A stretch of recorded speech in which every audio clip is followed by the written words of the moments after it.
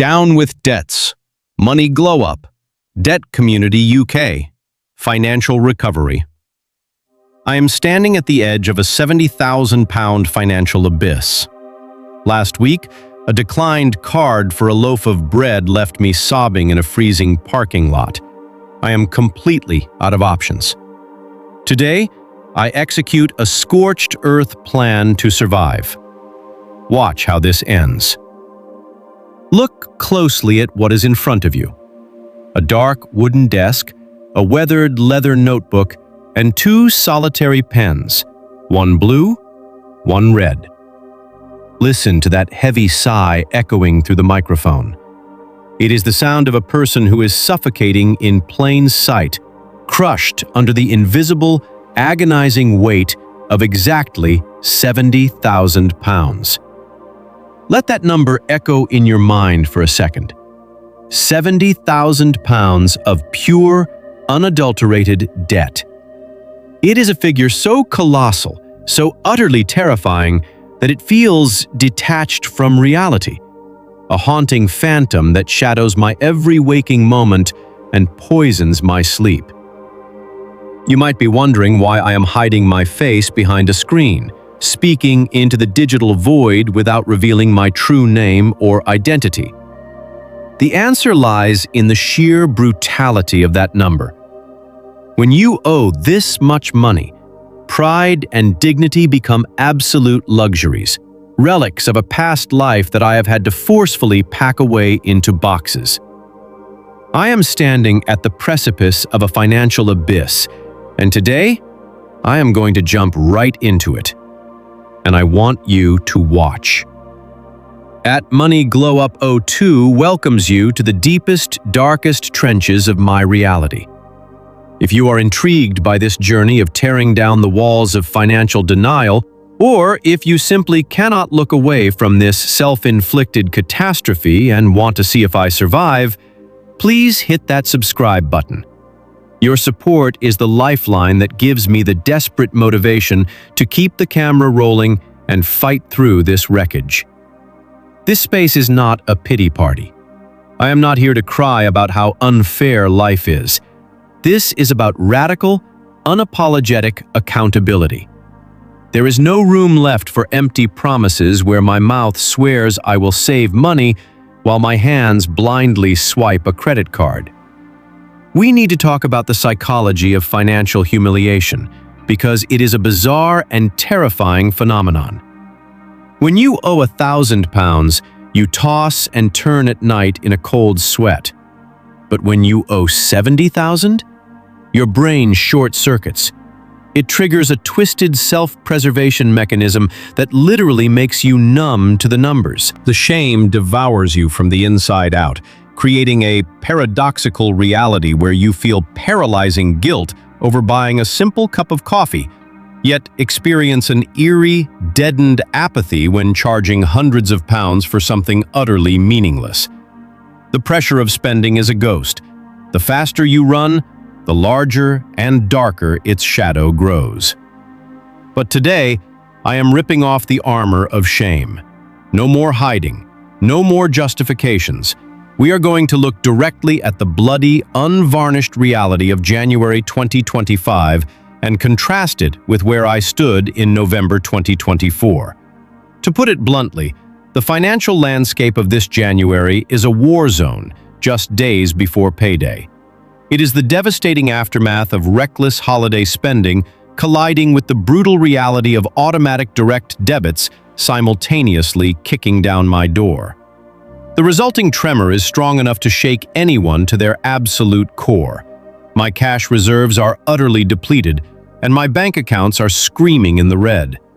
But accepting this horrifying reality, staring this £70,000 monster dead in the eye, is the very first and only step to ensure I do not perish in this lifetime.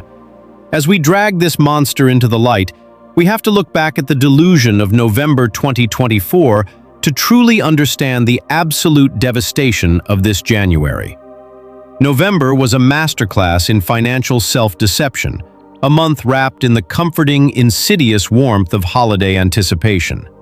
Back then, My available credit limits felt like actual personal wealth, a completely warped psychological perspective that allowed me to swipe my cards with reckless abandon under the guise of seasonal generosity. I convinced myself that the impending holidays justified the excessive spending, that creating perfect cinematic memories for my friends and family was somehow worth putting just a little more onto the plastic. I willfully ignored the flashing red warning signs, treating my mounting balances as a problem for a future version of myself to solve, all while I floated on the temporary, hollow high of retail therapy. But the future always arrives, and it crashed into me with the freezing, unforgiving winds of January 2025. The contrast between these 2 months is nothing short of violent. The festive lights are now packed away in the attic, leaving behind a cold, desolate landscape of overdue notices and aggressive emails from creditors. January feels like the agonizing hangover after a decade-long spending binge. The abrupt moment the music stops, and you realize you are left standing alone in a trashed room with the bill in your hand. Looking at my bank accounts today, it literally feels as though a natural disaster has swept through my life. My primary checking account is a barren wasteland, entirely drained by the automatic payments that mercilessly attacked my balance the very second my paycheck landed. The psychological whiplash from November's artificial abundance to January's terrifying scarcity is enough to make my chest physically tighten every time I pick up my phone. I am no longer just living paycheck to paycheck.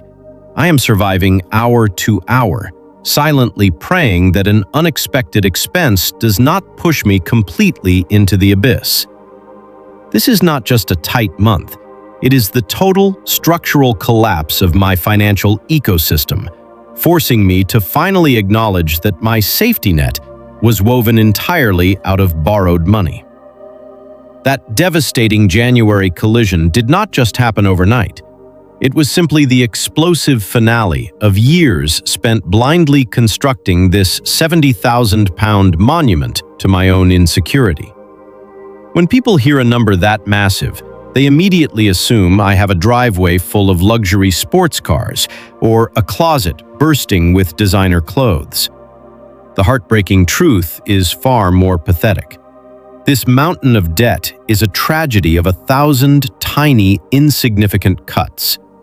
It is the accumulation of personal loans taken out to consolidate credit cards, only for me to max out those exact same credit cards 6 months later, because I never addressed the root cause of my spending. It is the overpriced car financing I agreed to because I wanted to project an image of success to people who do not even care about me. It is the countless food deliveries ordered on nights when I was too depressed to cook, ironically depressed because of the very financial ruin I was actively deepening. Breaking down this debt into a spreadsheet was an exercise in pure self-flagellation. As I categorized every single liability, the terrifying reality of compound interest stared back at me. I am paying for meals I ate 3 years ago and vacations I barely even remember, all inflated to double their original cost because of exorbitant interest rates. There is a specific kind of grief that washes over you when you look around your small apartment and realize there is absolutely nothing of tangible value to show for 70,000 pounds of borrowed money. I spent a fortune to buy the illusion of a normal, comfortable life, desperately trying to keep pace with a society that normalizes living entirely beyond our means. I weaponized money to medicate my anxiety, using the brief dopamine hit of a purchase to silence the creeping dread of my actual reality. But the medication became the poison. The sheer anatomy of this debt proves that my financial failure was systemic and deeply behavioral. A toxic cycle of borrowing to breathe, only to find myself buried deeper in the dirt with every single transaction. Understanding the sickening mechanics of that debt was a crucial step, but the true breaking point arrived when the mathematics finally bled out of my spreadsheets and violently interrupted my physical reality. It happened late last week, on a freezing Tuesday evening at the local grocery store. I was standing at the checkout line, exhausted from the day, holding a basket containing nothing but basic survival items: bread, eggs, milk, and some cheap coffee. I inserted my card, anticipating the familiar beep of approval, but instead, the terminal flashed a glaring red "Declined." I tried another card. Declined again. The cashier looked away out of pity while the line behind me shifted with impatient sighs. In that excruciating moment, time stopped.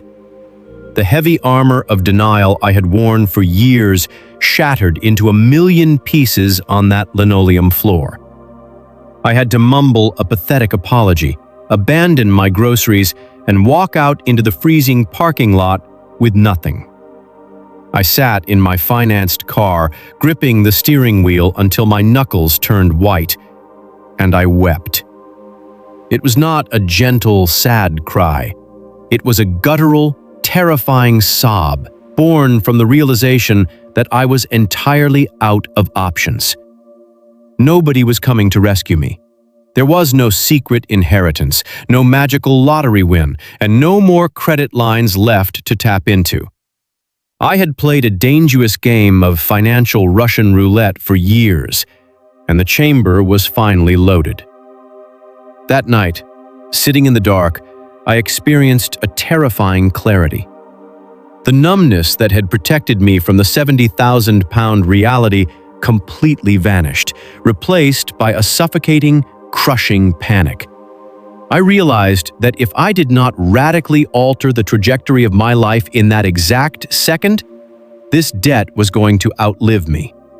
It was going to dictate where I lived, what I ate, and whether I could ever experience peace again. The humiliation at the grocery store was the universe grabbing me by the shoulders and violently shaking me awake, demanding that I finally look at the monster I had created without blinking, without flinching, and without making a single excuse. That agonizing moment of absolute isolation on a freezing grocery store parking lot was the exact catalyst I needed to stop weeping and start sharpening my weapons for the long war ahead. Today marks the end of my victimhood and the brutal beginning of my survival. The plan I am implementing is not some gentle, aesthetic budgeting trend you see romanticized on social media. It is a scorched earth policy designed to save my life. I have physically taken a pair of heavy scissors to every single credit card in my possession, severing my toxic lifeline to non-existent money. My new budget is cut down to the absolute bone, stripping away every ounce of comfort, convenience, and luxury. If it does not keep a roof over my head or food in my stomach, it has been ruthlessly eliminated. There will be no more dining out, no more spontaneous weekend trips, and no more buying things to temporarily soothe my fractured ego. I am forcing myself to embrace the extreme discomfort of austerity, learning to find peace in a severely restricted existence, because it is the only path back to actual freedom. I know this journey is going to be incredibly lonely. It means having to look my friends in the eye and repeatedly say, "I cannot afford to do that," swallowing my pride every single time the words leave my mouth. It means working exhausting extra hours and throwing every spare penny into a massive burning pit of interest, knowing it will be years before I even reach a net worth of zero. But I am documenting this excruciating process here with all of you because I need the weight of your watchful eyes to keep me honest. When the temptation to slip back into my old, destructive habits inevitably creeps in, knowing that my failure is public will be the barrier that stops me. This 70,000-pound debt is the defining battle of my adult life. I am terrified, I am exhausted, but for the first time in a decade, I am finally awake. The camera is rolling, the battle lines are officially drawn, and I am stepping onto the front line. let the absolute hardest chapter of my life begin. The journey from the artificial abundance of November to the devastating reality of January serves as a stark reminder of how easily we can construct our own financial prisons. A staggering £70,000 debt does not happen overnight. It is the culmination of countless small compromises, emotional spending, and the toxic belief that available credit equates to actual personal wealth. This narrative deeply exposes the insidious nature of modern consumerism, a system where debt is frequently weaponized to mask anxiety and project a hollow image of success. The ultimate turning point, a humiliating, declined transaction for basic survival groceries, shattered a heavy armor of denial and forced a brutal confrontation with reality. It proved that ignoring financial distress only guarantees a more catastrophic collision down the line. However, this breaking point also served as a powerful catalyst for profound personal transformation. By adopting a scorched earth budgeting policy and physically destroying the lifelines of borrowed money, this story transitions from a tragedy of victimhood to a testament of fierce, deliberate survival. It is a raw, unflinching commitment to extreme austerity and public accountability. Ultimately, this journey highlights that true financial freedom demands the courage to face our darkest realities, the humility to admit our mistakes, and the relentless discipline to rebuild a life based on actual substance rather than borrowed illusions. Financial debt is rarely just a mathematical problem. It is a deeply psychological and behavioral issue. We often use spending to medicate emotional pain, mask our insecurities, or buy the illusion of success to keep up with societal expectations. The longer we delay facing the root causes of our spending habits, the more compound interest multiplies our past mistakes, ultimately robbing us of our future choices. True security is never defined by credit limits or the projection of a comfortable lifestyle, but by the peace that comes from living authentically within our actual means. Conduct a brutal financial audit. Stop avoiding your bank statements and credit card bills. Write down every single debt, liability, and interest rate you have on a single piece of paper. You must face the exact number, no matter how terrifying it is, to start fighting it. Identify your emotional spending triggers. Track why you buy things, not just what you buy. Are you spending to cope with stress, to get a temporary dopamine hit, or to impress people? Acknowledge the underlying emotion so you can find free, healthy ways to cope instead of swiping a card. Sever ties with phantom wealth. Unlink saved credit card information from your phone and favorite online stores. If necessary, physically leave your credit cards at home or cut them up. Force yourself to navigate daily life using only the money you actually possess in your checking account. Embrace the power of no. Normalize saying, "I cannot afford that right now," or "that is not in my budget." True friends will respect your financial boundaries, and you will immediately free yourself from the exhausting, expensive cycle of performative living. What is one small, unnecessary expense you can comfortably cut from your routine this week to start taking back control of your finances? Please share your thoughts in the comments section below so we can all learn and get inspired by each other's perspectives. If you found this story and advice valuable, please hit that subscribe button to support the channel. Your support gives me the motivation to keep producing impactful, high-quality content for you.